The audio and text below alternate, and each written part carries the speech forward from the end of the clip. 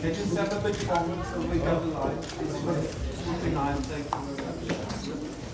And here.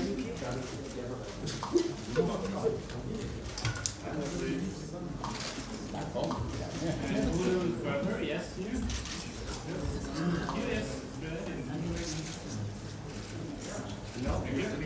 Slowly moving to the right.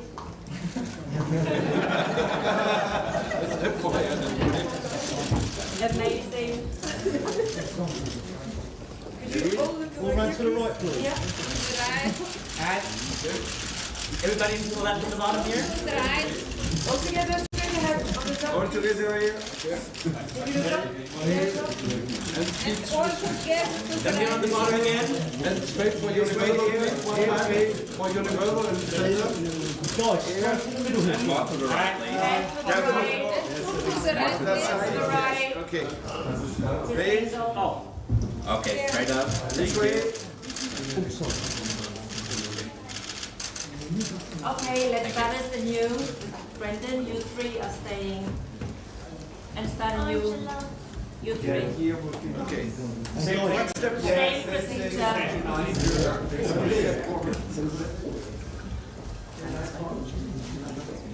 Here, please. All three. Come slowly to the right.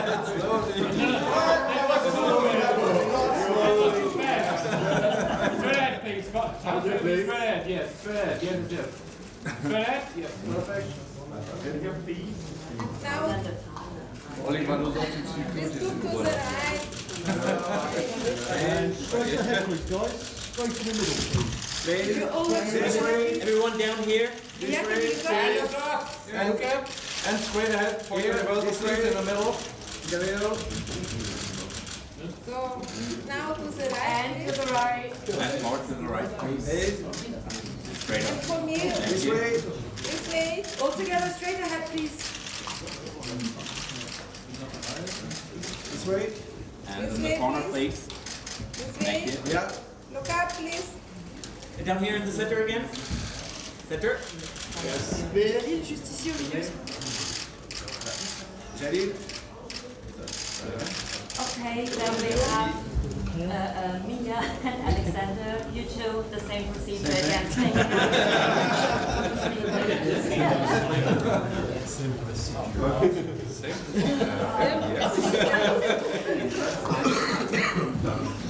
You should be up there. Slowly moving to the right. Slowly. That's fast. Well, here. That's very nice. Almost done. Here, please. Now here, please. Please to the right. And now to the center. Guys, can you take a little step forward, please? No. And start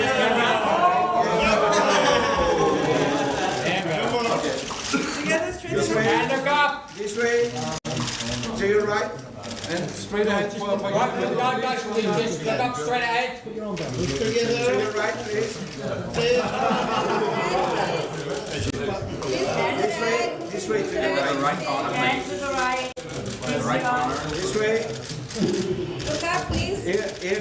Look up. And back to me in the middle, please. Okay. And back to your left ears in the middle. This way. One more right in the corner, please. Straight ahead, please. To your right In now. the center. To your right. And the right. The right corner, please. Thank you. Okay. Face this way. We start single shot with Mia.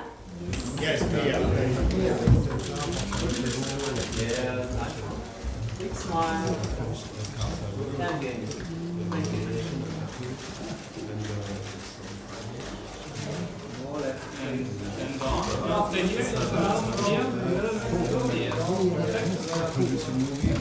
Meer. Please look to the right. Slowly.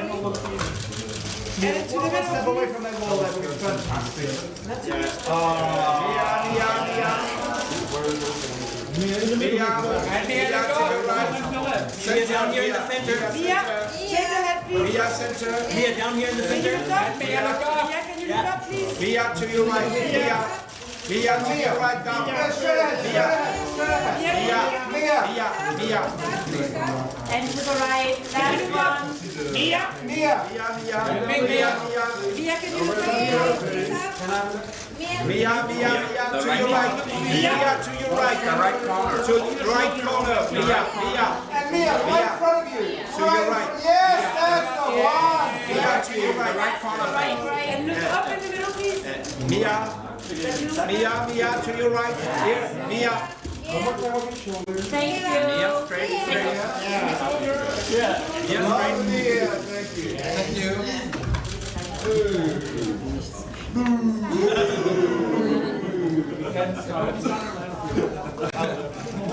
Would you mind stepping away from the wall just a little bit? Yes.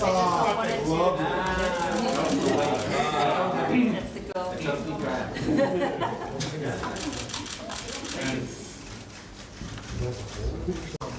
Then in the middle, stay here, yes, it's nice. Don't miss me, y'all.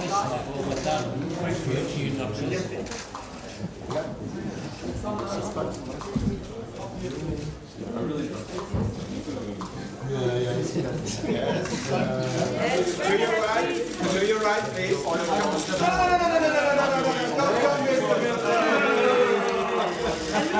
To your right. Look to your right in the corner. Can you look up, please? Right here. Yeah. Alexander, please, to your right. Down here. Alexander, right corner. Yes, Alexander, can you Alexander. look at me straight ahead, Alexander? Okay, and here in the center. Alexander, come high. Alexander. Alexander.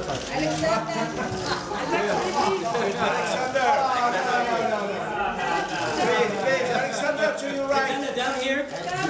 The right corner. And look up, Please, look up. Alexander, right corner. please. Alexander in the corner. Alexander, one more time. And look up, look up.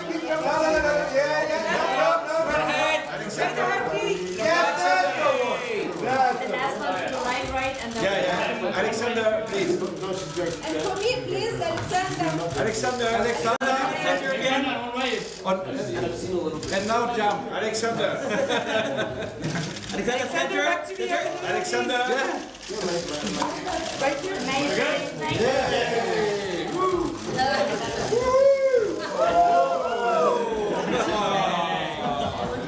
Well done.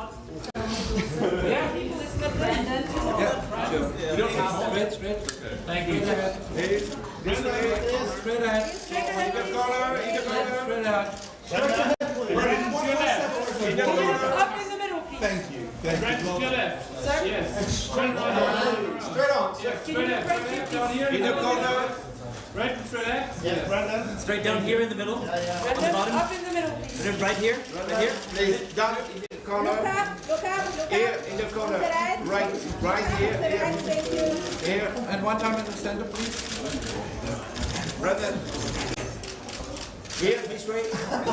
Fantastic. Thank you so much. Thank you. Could you Brandon, please turn a look bit to the right. right? Turn a bit right. Brendan. Turn to To the the right. right.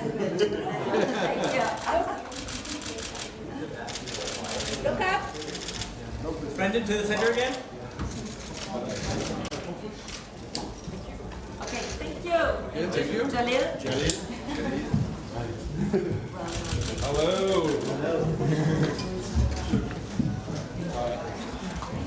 And then one look to me. Yes. That's very nice. Like that. Thank you. You want down here?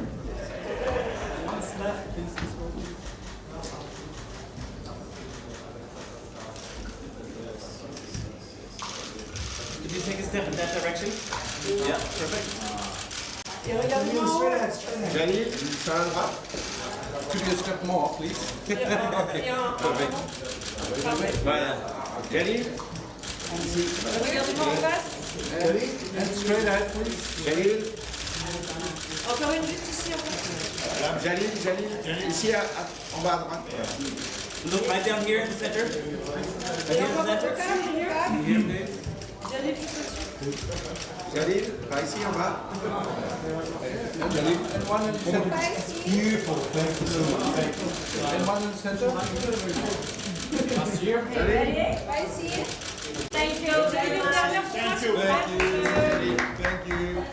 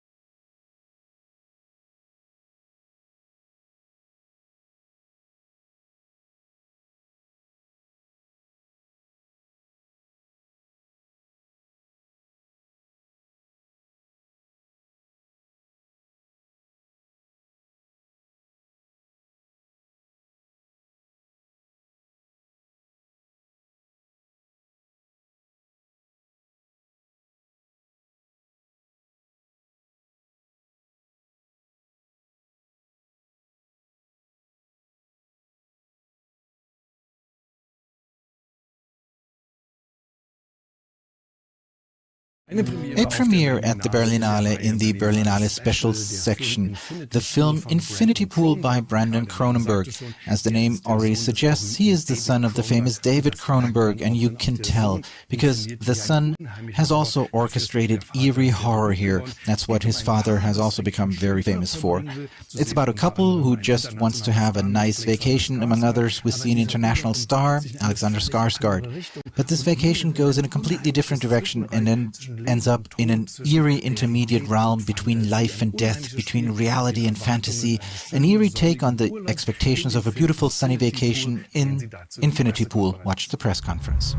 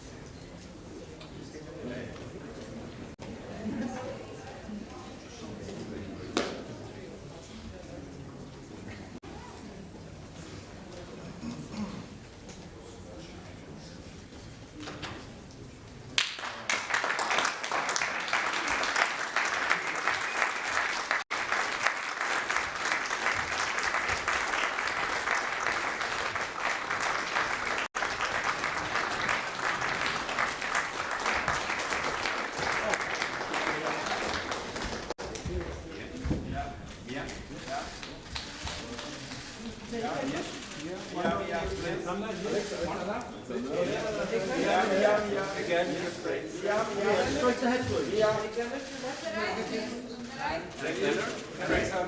is very awkward. We're like,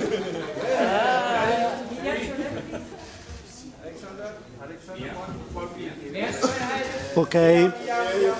Okay, thank you. Let's start, please. Take a seat. Thank you.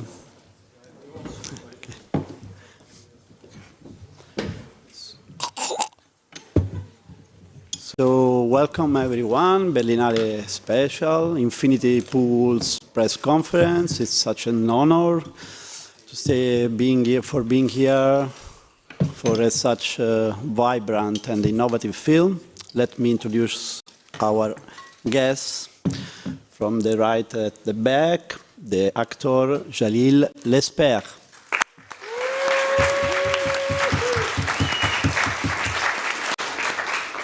The protagonist, Alexander Skarsgård. Yeah!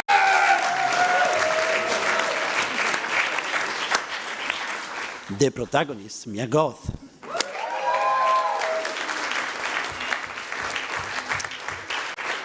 And the director, Brandon Cronenberg.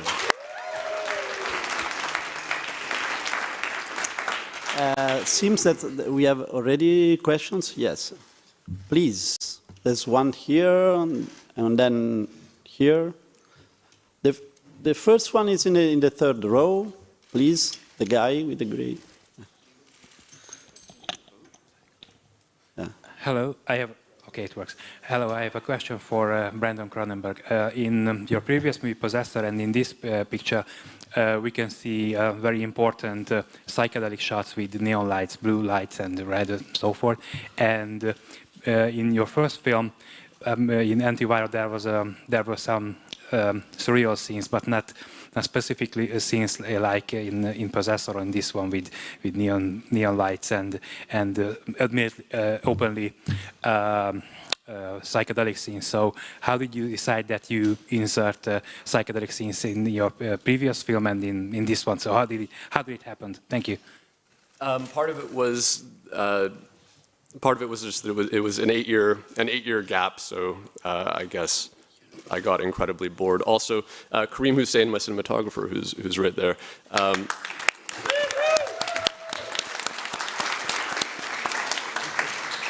It took a very long time to get Possessor made, and so we started experimenting with some ideas, and then the film kept not getting financed, so we kept experimenting, and then it still didn't get financed, so we kept experimenting. And by the time we made it, we had a lot of ideas that we wanted to play with aesthetically and formally, and so that's part of why it was so different. But Infinity Pool, it was made with different tricks, but it was sort of somewhat in the same spirit of the formal experiments that we were doing. Here, please. Hi. First of all, thank you for bringing this film here. Since when I made a film that featured sperm, the most asked question was, what did you use for the sperm? So I would like to pass the baton and ask what you used, which kind of substance. Which, sorry? What kind of substance you used for the semen scene? The semen. You know, I actually don't know. It was Dan Martin designed the semen, and actually the first time we did it, it kind of got gummed up in the cock, so it didn't really work, and we had to reshoot the cock with different semen. I got to sample it, and it was kind of salty and a bit sweet. Yeah, he never got the flavor quite right. Texture eventually got there. Flavor. Texture was great. Flavor it leaned a bit too heavily on the salty side. Completely. I wish it would have been a bit sweeter. There, yeah. Yeah, there, yes. Still delicious, though. Oh, yeah. Better as a sauce for it, actually. Yeah. It had that umami. A good base. There was an umami-ness to it, the kind of mushrooms and, yeah. I think that was the last question. Thank you so much for coming back, guys. Yes? Please, okay. please. Oh, hi, this is Rodrigo Fonseca from Brazil, from the Estado de São Paulo. I have two questions. Mia, Pearl has just been released in Brazil. It's an enormous success there. You seem to have a very personal approach to genre cinema, to fantasy, to horror. I would like to understand how conscious is your process of creation. How do you prepare to a film yourself to a film like this one? And Brandon, I think since your first short, Broken Tulips, that by the way is amazing, you have a unique way to work the sound engineering of your films. I would like to hear a few words about the sound in Infinite Pool. Okay. Well,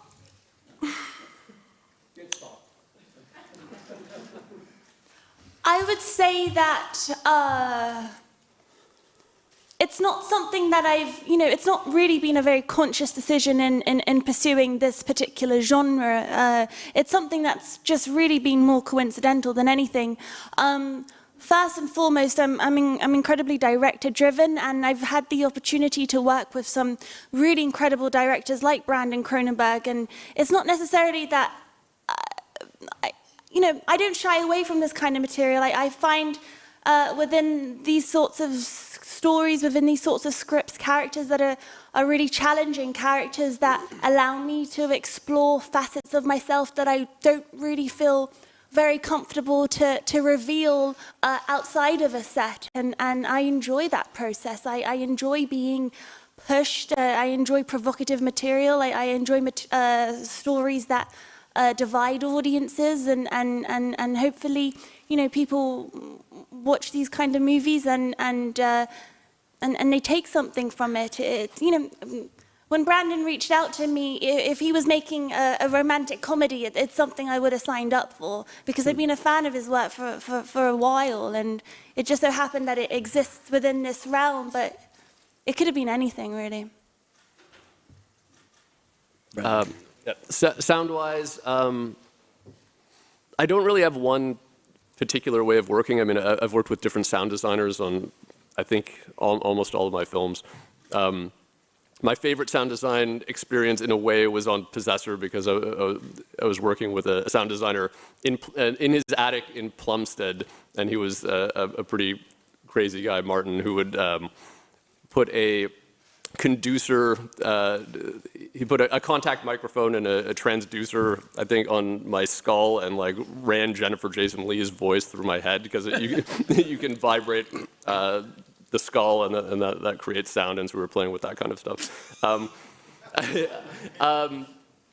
But yeah, so it's I guess the films tend to be subjective. They tend to all be from the experience of the protagonist, and so the sound design is not really objective sound design. It's sort of internal sound design, as with the hallucination scenes. It's kind of finding the impressionistic sound rather than the straight sound. There's a question there, yeah. and here. I will try to make you all happy. Thank you. So, first of all, very interesting film. A matter for me has to do with tourism. There is a certain aspect that you push the limits somehow, using both fiction and horror and everything. I mean, and the thriller, you push the limits of what is the real core of tourism at the moment, in the way that expropriates everything all over the world. Would you have something in mind to make a comment on that, about your work, your film, and the connection with the deeper essence of what the commercialization of tourism have become? And also, Mr. Sarsgaard and the other two, what is the interaction between you and that couple of Ebert and Roth? I mean, what is the interaction between your role and the other two persons' role in this strange, hedonistic, underground atmosphere that's being created in this resort? Would you like all, if you like, to make a comment about your roles and your interaction? Do you guys want to start? Sure. James is, I kind of see him in the beginning of the movie as a puppet, and these are the puppeteers. When we meet James, he's clearly quite broken. He lost his self-confidence, if he ever had one. That book he wrote 6 years ago, The Variable Sheath, was quite pretentious, maybe not a fantastic novel. It definitely didn't do well. And he's been struggling ever since. So, and he's also struggling in his life and his relationship. So it feels, in that first meeting with this couple, it doesn't take much for him to follow them like a hungry dog. All it takes is they just need to stroke his ego a little bit. It's just one little comment that Gabby says, when she's like, "You're James Foster." Just that recognition. "I love your book. Oh my God." He's just melting. And that was really fascinating to me, how that's all it takes. And then after that, he will do anything to follow them, because he finally found someone who appreciates him. And it's a way for him to start rebuilding his confidence and his belief in his quality as an author. So that was quite fun to play with, how gullible in a way he was, and how easy it was for them to manipulate him. Thank you. You want to add something, Brandon, or? Well, do you want to add anything? Or Maya? No. Well, I was just going to say that I think Gabby is able to identify a lot of herself within James. And that's one of the reasons that it's so easy, and she's so capable of wrapping him around her little finger as easy as it is, really. And, they both marry into wealthy families. They both have failed careers, and the way they navigate that is rather different, but they're really quite similar from an internal point of view.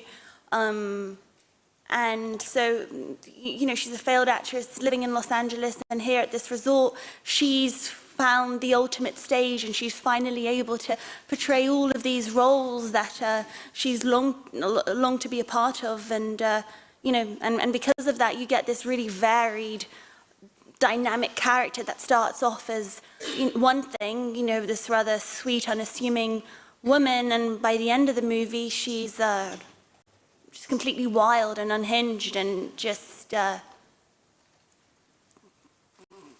primal, and everything in between. I will speak in French, it's more easier for me. But pour moi, le Alban est un personnage qui s'amuse de tout ça, qui n'a pas vraiment de... To me, Alban is a person who is kind of amusing. I didn't think that he reveals a double meaning. I rather have the feeling that he's amused, he's direct in his personality and straightforward. He enjoys the way they deal with each other, he enjoys his vacation, and is happy going back to Los Angeles. And he finds this crazy world to be totally normal, and that's what I liked. I accompanied my wife during this role play. It's almost sadistic, this play, But we accompany James, or rather he accompanies us. No, before there's the lady there. Hi, it's Ana from La Cartelera Turia, Valencia, Spain. This is a question for Alexander and Mia. As an actors, we can see in the movie there's a lot of challenging scenes, very physical and also mentally.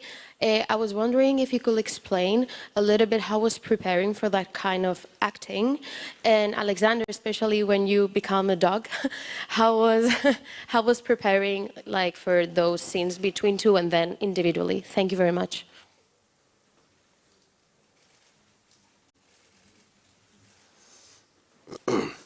I didn't really, to me, the bulk of the work was in pre-production, working on figuring out James's journey, these pivotal moments in the screenplay. It was kind of a cerebral approach to it, I think, and then conversations with Brandon. We had about, I guess, almost a year before we started shooting the movie of just discussing the character and the story. the goal with that was I wanted to get to a place where once we jumped in and started shooting, I wanted to get out of my head and I didn't want to think about it. I just wanted to kind of throw myself in there and see what happened, kind of. Because it's so visceral and there's so much happening, and I felt if I've done the homework and it's back there hopefully somewhere, then I can just be open to whatever happens on the day. And I wanted to be that vulnerable and fragile and open to see, because again, it's quite a reactive character for most of the movie. So I wanted to kind of leave everything open to just see what happened on the day. And we often didn't over-rehearse. Sometimes I like rehearsing scenes, especially if they're very technical, and sometimes if they're super dialogue-heavy, I find it helpful. But this was very emotional and an emotional reaction to something. And it was quite nice to, often we didn't even block the scene. We just like, all right, this is it, and then let's just start shooting. And we did, and it gives you an opportunity to really explore something for the very first time. And for Brandon and to hopefully capture that, and for everyone to be a bit surprised, and I found that quite interesting. So, in scenes like with the first execution, the first time he witnesses the clone get murdered, we talked quite a bit about what would that experience be like, but we also didn't. Again, I try to get to a place where we talk about it and then leave that behind. So once we start shooting it, we'll just discover something. And Kareem has this, it's just kind of a long shot of, we didn't really know what was going to happen, what James's reaction to that would be like. And those are also the most exciting moments on set, I find, when you're surprised by what happens in front of you. And we had quite a few of those moments. The dog stuff was different. I was a dog for 3 months, naked in Stockholm, leading up to that sequence. Just to get to know just the mannerism and the movement of dogs. So I would go to dog parks every day. I would hump old ladies in the streets, just take a shit on the sidewalk, just kind of stuff to embody a dog. I don't mean to brag, but I think it paid off in the movie.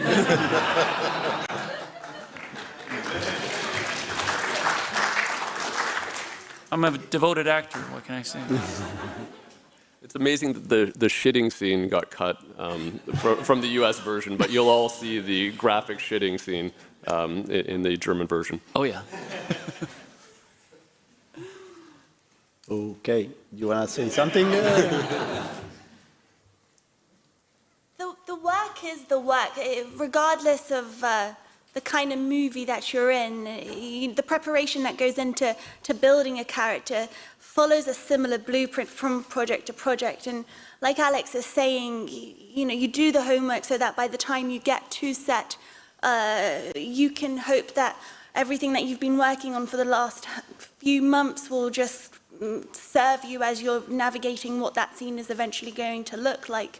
So these bigger moments that you reference, you can talk about it a little bit, you can touch it, you can discuss it and walk around the subject a little bit, but I'm very mindful of over-intellectualizing certain scenes that really just require like a level of immediacy and newness and freshness, and if you start dissecting it and bringing in technique and you can kill it before you ever get to set.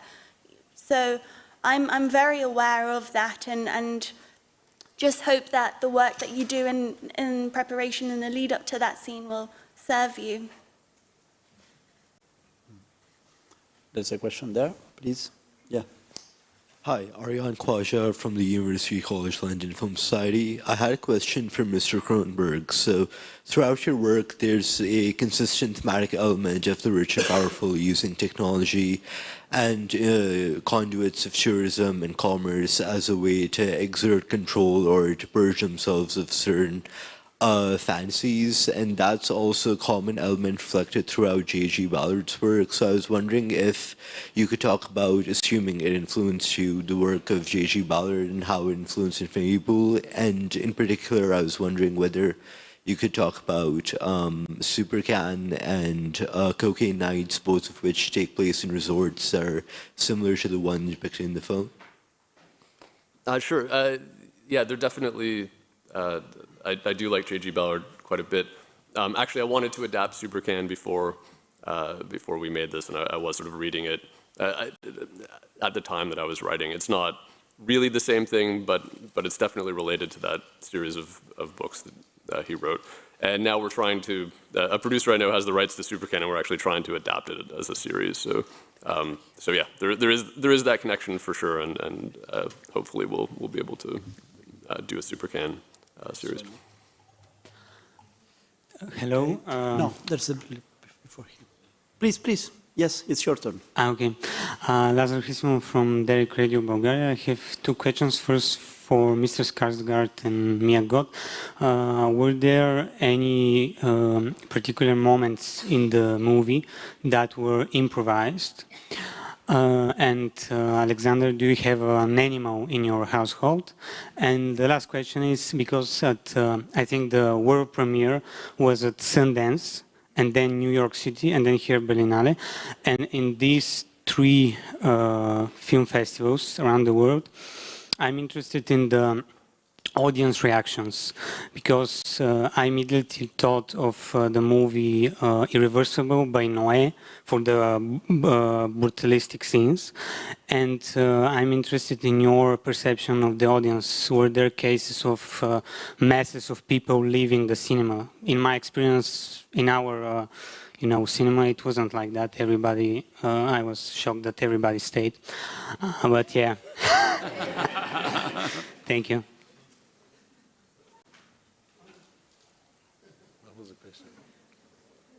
What was the question again? The first one was, were there improvised? Oh, improvised, sorry. Yeah. And the reaction from the audiences. Oh, yeah. And something about my household? Do you have a dog or cat? Oh, if I have a pet? Oh, okay. Sorry. Improvised? No. No, not really. Like, not entire scenes, right? Reactions, again, to the point I was making earlier, there was definitely a lot of space to play around with reactions to what was happening around us, but it's a really fucking good script, so you don't really have to improvise the dialogue much. It's right there.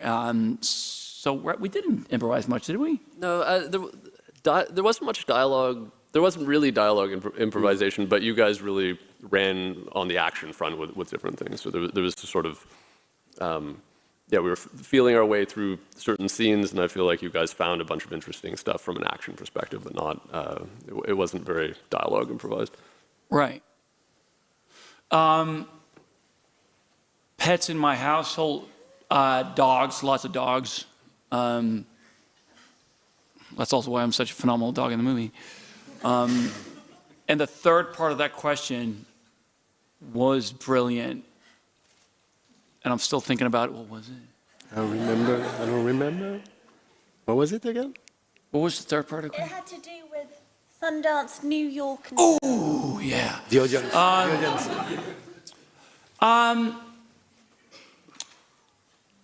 was a bit disappointed. No one really walked out at Sundance, did they? Surprisingly few walkouts. Yeah. We didn't do very well that way. We could have had more walkouts, probably. I mean, yeah. people really picked up on the humor of the movie, which was a pleasant surprise because you never quite know how that's going to work out.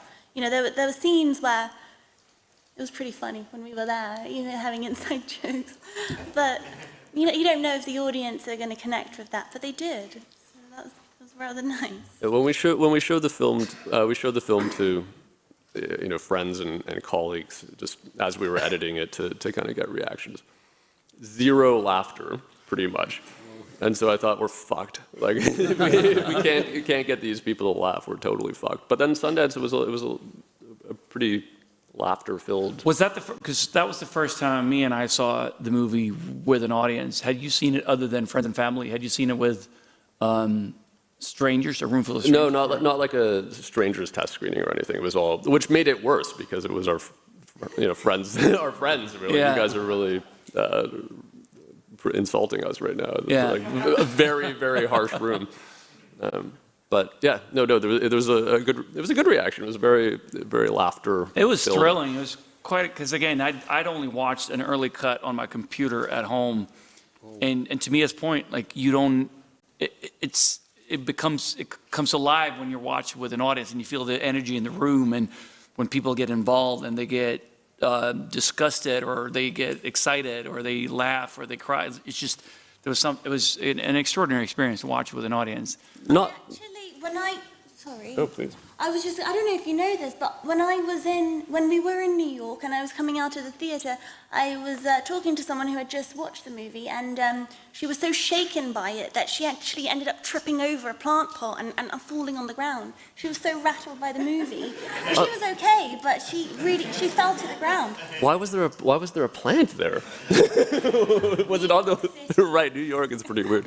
Also, this is not to put a lot of pressure on the Berlin crowd. Just because the Sundance crowd was fantastic and got all the jokes, that it's fine if it doesn't go over here. Yeah. Yeah, we'll see tonight. Please. Hi, I'm Sarah from The Upcoming in the UK. Thanks so much for being here. My question was going to be more specifically around the use of intimacy coordinators, because I think they've sort of sparked debate and have been a bit divisive. So I wondered, from a filmmaker's perspective, Brandon, if you use intimacy coordinators or if you have other techniques to kind of create a safe space, particularly when you're pushing to perhaps more bizarre and perverse places. And from the actor's point of view, whether that you find them helpful. And an add-on question would be, Alexander, you didn't bring your leash today, and I wonder why. We did have an intimacy coordinator on this one. It was my first time using one, just because it's sort of a new role, or it's becoming more common. Yeah, I mean, from my perspective, it was helpful on this one. I mean, I'll defer to the actors here in terms of whether it felt safer or better. But on the previous film, there were nude scenes and sex scenes, but it was not involving a huge number of people, so it was sort of easy to have those conversations about where everyone's boundaries are and making sure that everyone was comfortable with how those scenes were designed. And but in this case, it was a lot of people, and it was not just a group of actors, but there were also body doubles for certain shots. And so just having someone tracking all of those people and having those conversations with that many people, and then being able to say, okay, here's where everybody's comfortable, here's how we can kind of design those scenes within the boundaries that everyone has, was, from my perspective, actually useful on this one. Thank you. Yeah, Sorry, Mia. I didn't know. Oh. No, please. I was just going to say that I actually don't find intimacy coordinators very helpful. But I do think that I've been incredibly fortunate with the types of filmmakers that I've worked with. And so you see Brandon, he's just the sweetest, most gentle spirit, really. And that has a trickle-down effect in everyone that he casts and the crew that come together. It was a really familial group of people, a bond that we created. So, sometimes it's better to just do the work rather than talking and going around the work. And, I've been in instances where I have to ask my co-star if I can, touch his shoulder and then give him a hug. And that's actually far more uncomfortable than just like doing the scene and then being able to, if something feels off or something's not clicking in the way that it should, then it's incredibly valuable to have someone there as a point person. But sometimes it's just better to just get into the work and then take it from there. Moi, j'ai trouvé que sur ce projet, C'était intéressant d'en avoir et c'était très nouveau pour moi qui vient en plus du cinéma français. In this particular phase, I really liked it. I come from the French cinema, where we are quite open, much more open than we are in the Anglo-Saxon world, where everything is a bit more formal. And that was kind of odd. Because, as Mia said, you know, when you touched somebody's shoulder, you had to ask, well, is this okay? And then everything becomes formal and instincts are being subdued. But we've all gone very far in this film, in a very particular universe, in a very particular environment, which turned out to be quite excessive to some of us. And therefore it was quite interesting to try things out instead of being more formal. But we were able to say that there are certain limits which should not be exceeded, because otherwise we'd feel uncomfortable. It's the first time that the actors were able to express themselves, but you know, our instincts suffer a lot from this if you make things so formal. It's new to use an intimacy coordinator, but of course, you might go about it in this particular fashion. Wherein on the set, you just go for it. Work is work, because that's what you're there for. It might not be improvisation, but you just have to get into the scene with the right instinct as an actor or as a producer. Yes, it was quite new to use that formal path. The leather collar and leash, I'm sorry I couldn't bring it, but I had to get it lubed up for the Kit Kat Club tonight, so... Please. Well, thank you everyone for the film. Since acting, this is a question for the actors mainly, acting as a concept involves transgression, right? And I was wondering if transgression and excess played a role in your preparation, in your work for this film, because it is a very transgressive film anyway. So was it a thing, or completely the opposite, it was not a thing? Transgression in performance, excess in all your performances. In preparation for the role? Or during the shooting, just because acting itself is already being out of yourself and being someone else. Yeah. In a transgressive film, does transgression play a role at all for you? I find it quite cathartic to do it in front of camera, to get it out, to do all that kind of transgressive stuff in front of the camera, because I'm quite mellow and boring in real life. So I'm very Swedish in that regard. So it's a good way for me to connect with my inner beast, we turn more primal, more atavistic, and howl and crawl around on all fours. So it's kind of my therapy, I think. I think that's a question. Please. Yes. I have two questions to Brandon. One is, what inspired you to adapt this story?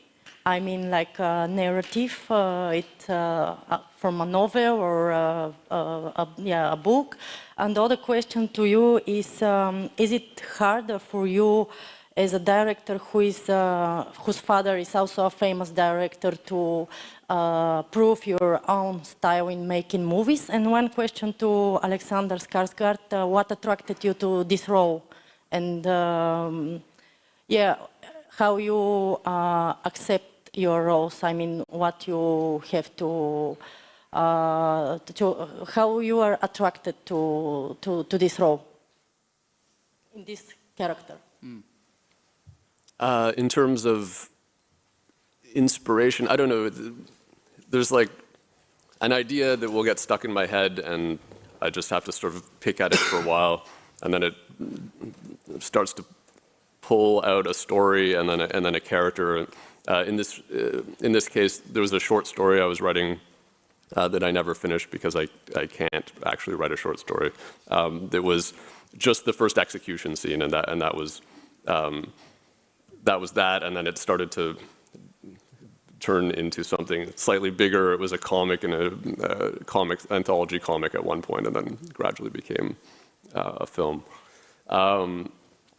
Yeah, I don't know. I'll leave it to other people to decide whether it's harder for me to prove myself. I think when you're making movies, you're just trying to make the movie, and that's not something that you really have control over or can care about. And Alex? Well, in terms of what attracted me to the role, it's a really good role. It's a really good role. And often the character journey is from here to here, but for James it's from here to here, and then there, and it's just such a fascinating ride. And it was a script that I loved, and it really stuck with me. I couldn't stop thinking about it after reading it, and that was really refreshing. I feel that a lot of scripts I read are quite derivative, and it's a very safe version of a movie I'd already seen 40 times. And even if they rarely stay with me, and I rarely think about them. I feel like, well, this is competent, but to have something that's so out there and so almost anarchistic was really refreshing to me. So I think the combination of it being a phenomenal script and a character where you get to play so many different facets of the same character was really, really exciting to me. No, there's a question there, and then there. Hello again. If it is possible, I repose my question about the culture of tourism. How much you all believe, and especially you, Mr. Cronenberg, that your whole film somehow is a sarcastic attack against what the culture of off-limits tourism is these days, and the way that expropriates whole other cultures all over the world, people and attitudes. And if anybody else wants to make a remark about that, would be very well accepted. Thank you. Right. Yeah. Sorry, I got caught up and didn't answer that question before. I don't know if the culture of tourism.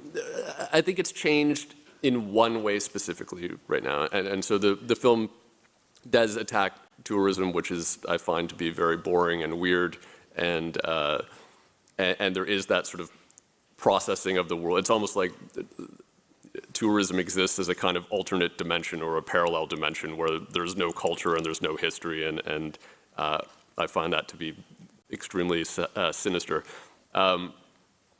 I don't think that's changed recently. The only thing that I've noticed that's changed, and maybe since I wrote the film actually, is that there are trends in tourism now. I feel like maybe because of Instagram, everybody starts taking pictures of Porto, and then you have to go to Porto, or there's one city, and you suddenly realize everybody's just been there last year, and everybody's talking about it, and so rather than tourism everywhere, people are moving in clumps and sort of attacking a particular area, and because that becomes a trend, I feel like that's probably different, but otherwise it's been the same for quite some time.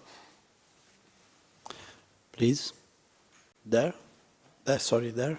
Yes. Okay, it's Andrzej from Time of Culture Polish magazine. I have two already questions. The first is really important. Are you original self, or you are just like the doubles of yourself? So, are you true Brandon Cronenberg and true actors? Because this is also the play with your father, like you're a double of him or something, like the next identity of him, or you have to just discuss with him in your movies, I guess. So this is the first question. Are you doubles or original self? And the second question is based on the really original idea. This is really tempting to have this opportunity to kill myself without the consequence, to outlive my original death. So this is also the question for Brandon. I would like to ask you, after The Possessor, you are really interested in hacking the self, hacking the original identity. So this is the second chapter or the second movie about that. So I would like to ask you about this idea of faking, or the fake and original in this movie, because there are a lot of fakes, like fake culture, fake identities, and so on and so on. So what is interesting in the hacking the self, or the making the fake from ourselves or from our identity? Thanks. In answer to your first question, I'm incredibly bad at doing press, and every time I do press, I get deeply depressed and I kill myself. So I make a double to go and do the press for me, and that I feel incredibly insecure because I'm a hermit, and so being in public and talking to people just disturbs me on a core level. I go hang myself in the back, but there's another guy who goes and makes a double of himself, so there's a cycle. I can keep doing this for indefinitely. In terms of the hacking question, to me, I don't think there is an original self. I guess that's the thing, and maybe that's the idea. I don't know if it's one specific idea that I'm stuck on, but I think a lot of the times you make a movie about what you are or about what people are. You know, even if it's a drama, even if it's not a science fiction film, to some degree we are often exploring what we are. And I kind of don't think we're anything. You know, I kind of think that we construct a character that's a fiction, and we perform that fiction for ourselves. And at the same time, we're performing for other people, and at the same time, they're kind of taking pieces of us and building a version of us when they see themselves. You know, we all have seen people who are completely not self-aware. It's just so clear to everybody around them that they don't know who they are in the world, and that they're lying to themselves about who they are. At the same time, nobody has any sense of the interiority of another person, so you're also not getting the reality. And so I think, you know, a person is a collaborative fiction, basically. There isn't a kind of real or a fake self. Okay, now the situation is they have to go. So I have to decide who is going to kill me, if some of you or some of the other. So I have two people with the mic, and then I have to close. I'm sorry for the others. Please, one is here and one is there. Right, Oras Kiribaev, Esquire, Kazakhstan. I have a question to Brandon Cronenberg. So in your movie, you criticize the rich, you know, who can easily get away with like murder as long as they have money. And during the span of the last year, we've seen many movies on that topic. My question is, don't you think that making such movies is just a sort of a comforting pill rather than a sort of a solution, since the rich can laugh at themselves and the poor can see that the problem is being discussed? And so don't you think that in such movies there should be some sort of solution, what we should do with the rich being rich? Thank you. Maybe. I mean, I don't know what the solution is, though, and I feel like to a certain extent, when you make art, you're reflecting the world and exploring what you're seeing in the world, and you're exploring these ideas. I don't know that there's a simple solution for wealth divide. I don't, you know, to your point, yes, just, you know, making a satire doesn't solve anything, but it's not.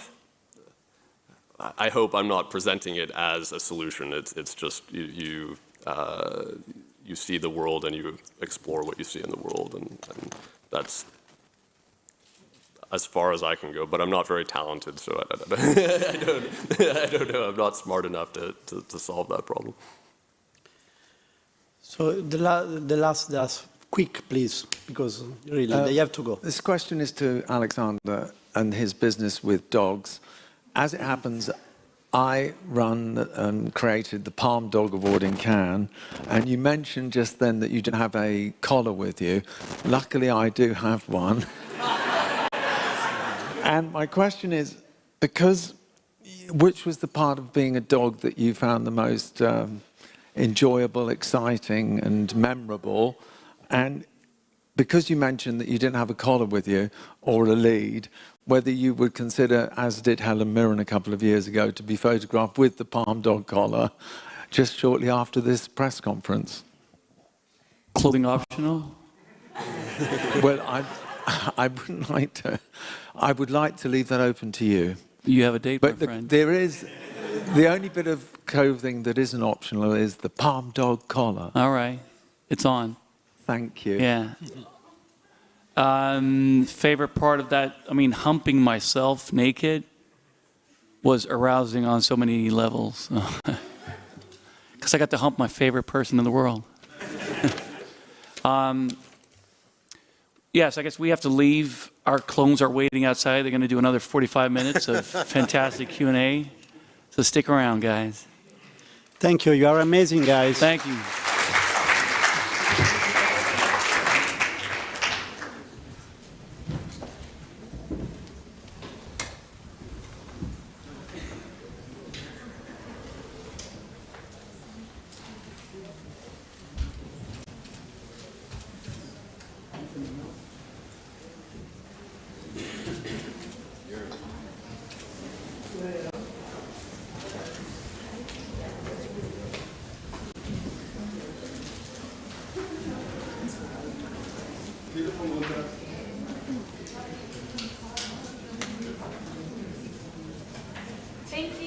guys. Thank you.